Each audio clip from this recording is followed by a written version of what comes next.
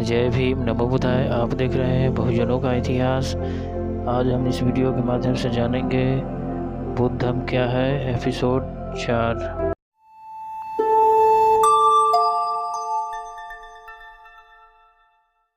पाँच में है यज्ञ में विश्वास अधम। आज यह धार्मिक जीवन का उस प्रकार अंग नहीं रहा जिस प्रकार यह बुद्ध के समय में था। आज कभी कभार कोई यज्ञ करता है। आर्य समाजी रविवार को साप्ताहिक यज्ञ करते हैं या भंडारा करने के नाम पर बहुरा सा यज्ञ यहाँ वहाँ देखने को मिलता है। यज्ञों में बहुत कुछ होता था। पशुओं, पक्षियों, यहाँ तक कि इंसानों की बलि दी जाती थी।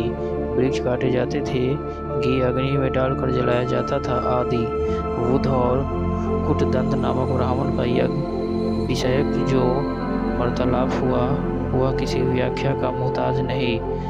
उसी का कुछ अंश प्रस्तुत है। बुद्ध यज्ञ व्यर्थ है, पशुओं की बलि निर्दयता मात्र है।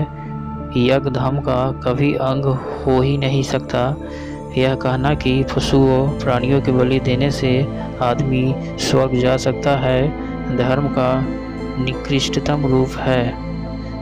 कुटदंत, हे गौतम, तो क्या यज्ञ का कोई दूसरा रूप है जिसमें पशुओं की बलि तो नहीं देनी पड़े, परंतु जिसे करने से फल अधिक से अधिक हो, कल्याण ज़्यादा से ज़्यादा हो? बुद्ध, हे ब्राह्मण, हाँ ऐसा है। कुटदंत, हे गौतम, ऐसा यज्ञ कैसे होगा?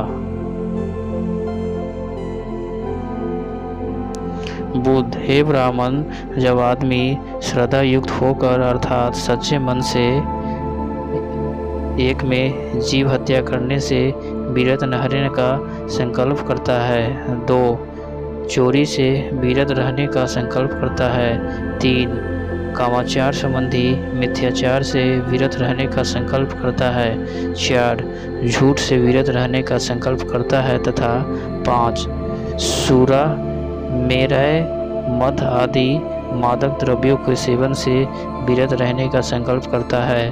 तो यह ऐसा यज्ञ करता है जो यज्ञों को नियमित बड़े बड़े खर्च से अच्छा है, जो भिक्षुओं को ठहरने के निमित्त विहार आदि बनवाने से भी अच्छा है, जो निरंतर भिक्षा देते रहने से अच्छा है, जो त्रिशरण ग्रहण करने से भी अच्छा है। कूटदंत, श्रमण गौतम, आपका कथन सर्वश्रेष्ठ है। श्रमण गौतम, आपका कथन सर्वश्रेष्ठ है। इस प्रसंग में उज्जैन नामक ब्राह्मण से हुआ बुद्ध का वार्तालाप भी दृष्टव्य है, जिसका थोड़ा सा अंश नीचे प्रस्तुत है। उज्जय, श्रमण गौतम, क्या आप यज्ञों के प्रशंसक हैं?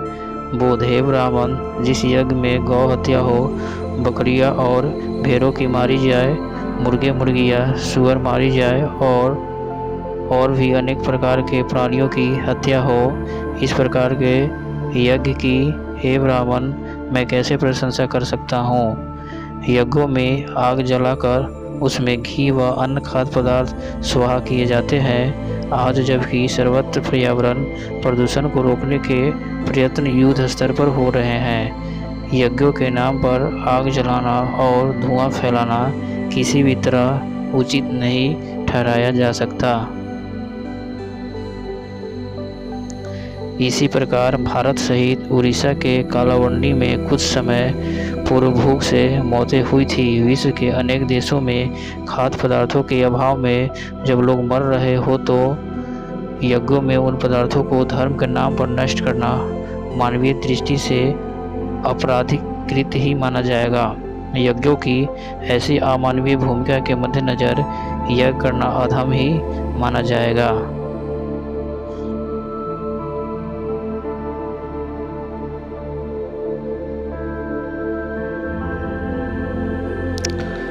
में कल्पनाश्रित विश्वास अधम है। बुद्ध के समकालीन या पूर्ववर्ती आचार्यों ने अपने अपने धर्म का आधार जिन सिद्धांतों को बनाया, उसका संबंध दो बातों से था। एक आत्मा से, दो विश्व के आरंभ से। वे आत्मा या अपने आप के बारे में कुछ से इस तरह के प्रश्न उठाते थे, क्या मैं पहले था, क्या मैं पहले नहीं था, क्या मैं क्या होकर क्या हुआ, क्या मैं भविष्य में होऊंगा, क्या मैं भविष्य में नहीं होऊंगा, तब मैं क्या होऊंगा, तब मैं कैसे होऊंगा। या फिर वे अपने वर्तमान के ही विषय में संदेहशील होते हुए प्रश्न करते हैं, क्या मैं हूँ, क्या मैं नहीं हूँ, मैं क्या हूँ, मैं कैसे हूँ, यह प्राणी कहाँ से आया, यह किधर को जाएगा। मध्यम निकाय सभासद सूत्र। दूसरों ने विश्व के आरंभ के विषय में मत व्यक्त किए हैं कि क्या संसार अनंत है, क्या संसार अनंत नहीं है, क्या संसार ससीम है, क्या संसार असीम है। जो शरीर है क्या वह जीव है, क्या जीव शरीर से भिन्न है। सत्य के ज्ञाता तथागत क्या मरने के बाद भी बने रहते हैं, क्या तथागत मरने के बाद नहीं बने रहते हैं। क्या ऐसा है कि वे मरने के बाद भी रहते हैं और नहीं भी, या कि क्या ऐसा है कि वे न रहते हैं और नहीं रहते हैं। दीघ निकाय पोट सुतंत्र। बुद्ध ने इस तरह के प्रश्नकर्ताओं के बारे में कहा कि ऐसे प्रश्न उन्हीं लोगों द्वारा किए जा सकते हैं जिनके मस्तिष्क कुछ विकृत हो। उनका कहना था कि इन्हें धर्म का अंग बनाने में कोई तुक नहीं है। दूसरे कहते हैं इनके उत्तर तो कोई सर्वज्ञ ही दे सकता है, और सर्वज्ञ कोई हो ही नहीं सकता। कोई भी यह दावा नहीं कर सकता कि जो कुछ हम जानना चाहते हैं वह सब कुछ वह जानता है, और ना कोई यह ही दावा कर सकता है कि किसी भी समय जो कुछ हम जानना चाहते हैं वह किसी को हर समय ज्ञात ही रहता है। हमेशा कुछ न कुछ अज्ञात ही रहता है। सर्वज्ञ होने का दावा, भूत, वर्तमान और भविष्य की हर बात को जानने का दावा धर्म मात्र है, क्योंकि यह एकदम असंभव है। ज्ञान अनंत है, कुछ न कुछ और अधिक जानने के लिए सदा बना रहेगा। तीसरे कहते हैं इन प्रश्नों के सब उत्तर कल्पनाश्रित है ही होंगे, क्योंकि उन उत्तरों की सच्चाई परीक्षित नहीं और ना ही उनकी सच्चाई की किसी प्रकार जांच पड़ताल ही हो सकती है। जो भी उत्तर इनके कोई देगा वे केवल कल्पना के घोड़े की लगाम को ढीला छोड़ देने का परिणाम होंगे। उनके पीछे कोई तथ्य नहीं होगा। इन कल्पनाश्रित सिद्धांतों का एक आदमी के दूसरे आदमी से संबंधों के संदर्भ में क्या प्रयोजन है? कुछ भी तो नहीं। डॉक्टर अंबेडकर कहते हैं कि बुद्ध की मान्यता थी कि संसार का विकास हुआ है, निर्माण नहीं। अतः विश्व के आरंभ या आत्मा के बारे में पूर्वोक्त प्रकार के प्रश्न करना और उनके कल्पनाश्रित उत्तरों को सत्य मानना अधम है।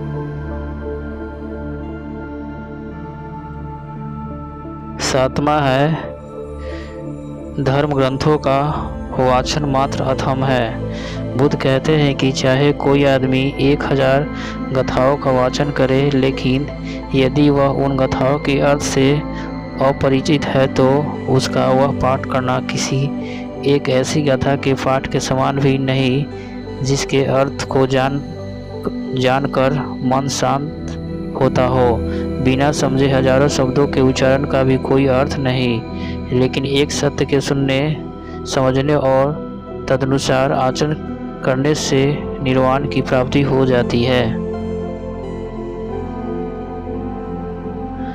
बुद्ध आगे कहते हैं कि एक आदमी अनेक ग्रंथों का पाठ कर सकता है, लेकिन यदि वह उन्हें समझता नहीं है तो उसका वह पाठ निरर्थक और निष्प्रयोजन है। धर्म को एक ही पद को जानना और तदनुसार आचरण करना बौद्धिक प्राप्ति का मार्ग है। पटिसेन नामक भिक्षु का उदाहरण देते हुए बुद्ध कहते हैं कि ज्ञान अधिक ना भी हो तो भी कोई बात नहीं, मुख्य और प्रधान वस्तु है सील। इस पटिसेन ने एक गाथा के मर्म को भली भांति हृदयंग कर लिया है। उससे इसका शरीर, वाणी और विचार सब पूर्ण रूप से शांत हो गए हैं। यदि किसी आदमी के पास ज्ञान तो अधिक हो परंतु आचरण तदनुसार न हो तो उसका वह विपुल व विशाल ज्ञान उसे विनाशमुख होने से बचा नहीं सकता। डॉक्टर अंबेडकर टिप्पणी करते हुए कहते हैं कि बुद्ध सभी के लिए विद्या के पक्षधर थे। इसके अतिरिक्त उन्हें इस बात की भी बड़ी चिंता थी कि विद्या प्राप्त करके आदमी उसका उपयोग क्या करता है। वे विद्या के लिए के समर्थक न होकर विद्या मानव कल्याण के लिए के प्रबल पक्षधर थे। इसीलिए वे इस बात पर विशेष बल देते थे कि विद्वान शीलवान भी होना चाहिए, क्योंकि बिना शील के विद्या बुरी बला बन सकती है। अतः बुद्ध धर्म ग्रंथों के वाचन मात्र तथा शील रहित विद्या दो को अधम कहते हैं। 8 नंबर में है धर्म ग्रंथों को अभ्रांत मानना अधम है। बुद्ध के समय वेद पवित्र धर्म ग्रंथों के रूप में प्रतिष्ठित हो चुके थे। ब्राह्मणों का कहना था कि वेद स्वतः प्रमाण है, अर्थात इनमें जो कुछ कहा गया है उसे किसी अन्य तरीके से जांचने पड़तालने की गुंजाइश ही नहीं है, क्योंकि वे अपरुषीय है, भाव ईश्वर की वाणी है। इसीलिए उन्होंने कहा है कि इनमें लिखी कोई बात कभी गलत हो ही नहीं सकती। ये अभ्रांत व निर्भ्रांत है। बुद्ध ने वेदों को जल विहीन कांतार कहा है, ऐसे पथ विहीन जंगल कहा है कि कोई भी आदमी जिसमें जरा भी बौद्धिक जिज्ञासा और नैतिक प्यास है वह वेद के पास जाकर अपनी प्यास नहीं बुझा सकता। दीघ निकाय 1:13 तेवजुसुत।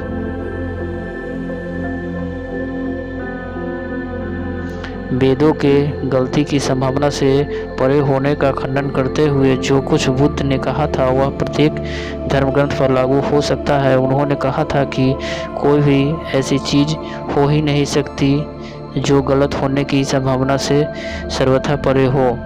उन्होंने कहा कि हर चीज़ का परीक्षण और पुनः परीक्षण होते रहना चाहिए।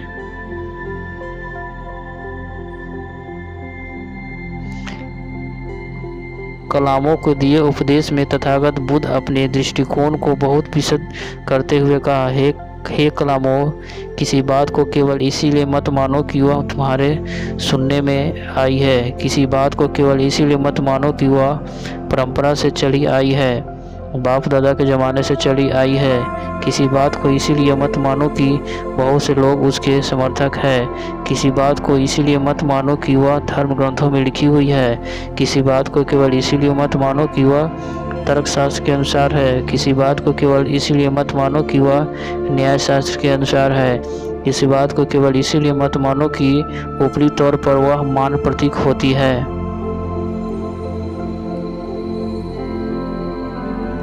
किसी बात को केवल इसीलिए मत मानो कि वह हमारे विश्वास या हमारी दृष्टि के अनुकूल लगती है, किसी बात को केवल इसीलिए मत मानो कि वह ऊपरी तौर पर सच्ची प्रतीत होती है, किसी बात को केवल इसीलिए मत मानो कि वह किसी आदरणीय आचार्य द्वारा कही गई है। इस पर कलाम पूछते हैं तो फिर हमें क्या करना चाहिए? किसी बात को स्वीकार करने की हमारे कसौटी क्या होनी चाहिए? इस पर तथागत उन्हें समझाते हैं, कलामों, कसौटी यही है कि स्वयं अपने से प्रश्न करो कि क्या अमुक बात को करना हितकर है, क्या अमुक बात करना निंदनीय है, क्या अमुक बात विद्वानों द्वारा निषिद्ध है, क्या अमुक बात के करने से कष्ट और दुख होता है। कलामों, इतना ही नहीं, तुम्हें यह भी देखना चाहिए कि क्या मत विशेष तृष्णा, घृणा, मूढ़ता और द्वेष की भावना की बुद्धि में सहायक तो नहीं होता। कलामों यह भी देखना चाहिए कि मत विशेष किसी को उसकी अपनी इंद्रियों का गुलाम तो नहीं बनाता,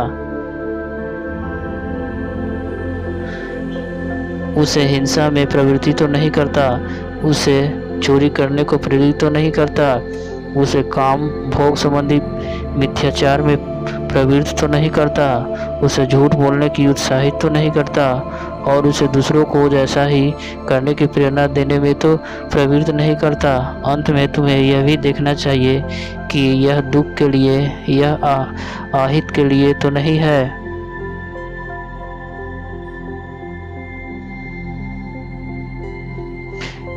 जिस ग्रंथ या धर्म ग्रंथ में कोई बात अतीतकर है, हानिप्रद है, निंदनीय है या बुद्धिमानों द्वारा निषिद्ध है, जिसकी बातों पर आचरण करने से दुख और कष्ट होता है, क्या ऐसा ग्रंथ है कलम स्वतः प्रमाण हो सकता है?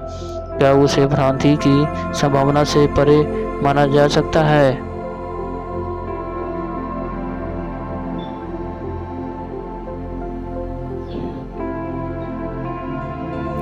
ऊपर के अनुच्छेदों में डॉक्टर अंबेडकर द्वारा प्रतिपादित अधम की रूपरेखा को प्रस्तुत किया गया है, परंतु यह मान लेना गलती होगी कि बस इतनी चीज़ें ही अधम है। बाबा साहेब ने मुख्य बातें की चर्चा की है, यह निदर्शन मात्र है। अब हमें इनके प्रकाश में इन बातों के पीछे काम कर रहे बुद्धिवाद के स्वर्णिम आलोक के अधम के विविध रूपों को जीवन में पहचानते हुए चलना होगा। स्मरण रहे, अधम बहुरूपिया है, यह अनेक रूप धारण करके हमारे सामने आता है।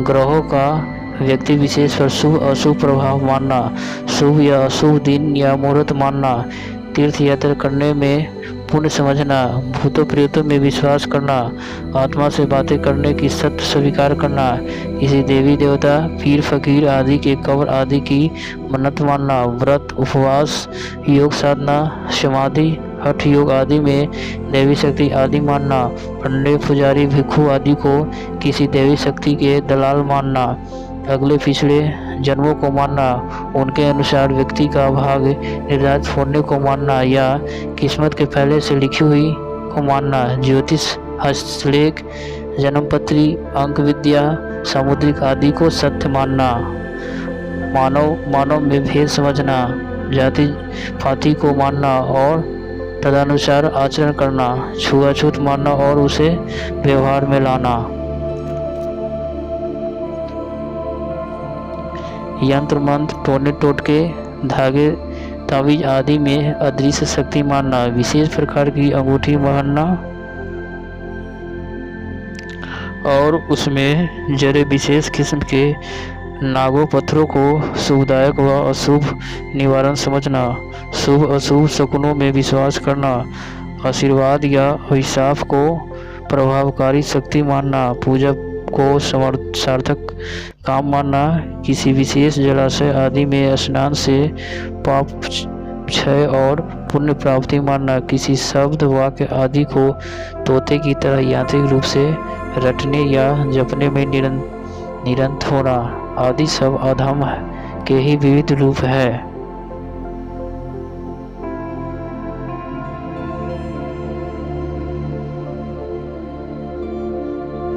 धर्म के पथ पर चलने वाले को सदा आंखें खोलकर और बुद्धि के दीपक के प्रकाश में ही चलना होगा। उसे अपना दीपक खुद ही बनना होगा और उसे सदैव प्रज्वलित भी रखना होगा। ब्रह्मजल सुत्त दीघ निकाय।